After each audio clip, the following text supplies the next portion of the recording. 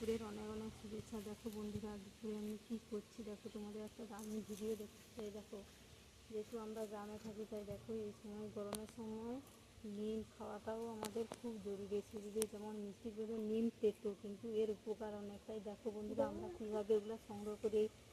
এত রোদ্দুর যে বেরোতে পারছি না, কিছু ডালা কেটে এনেছি বন্ধুরা। দেখো সেই ডালা থেকে এইভাবে পাতাগুলো বাদ দিয়ে ফুলগুলি, দেখো ফুলগুলো ছড়েছি এবং ফুলগুলিকে এইভাবে ছড়ে সংগ্রহ করবো।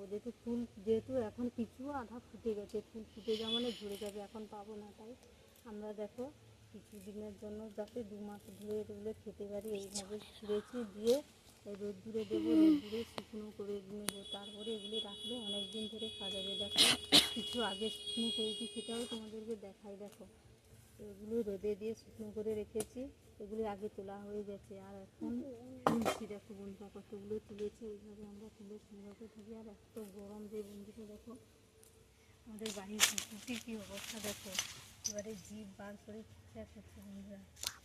দেখো কীভাবে কাটছে, দেখো এত গরমে যে ঘরে প্রচুর সহ্য করা যাচ্ছে না। দেখো তারপরে মুরগিগুলোও দেখো একই অবস্থা, সবই এত গরম। তার জন্য দেখো সব ছায়ার মধ্যে আমি এখানে বসে আছি, ওরাও কীভাবে বসে আছে দেখো, সব হাঁটে গেছে, এত গরম বন্ধুরা। দেখো এই তোমাদের দেখালাম। ভিডিওটি ভালো লাগলে লাইক কমেন্ট করে জানিও কেমন হয়েছে।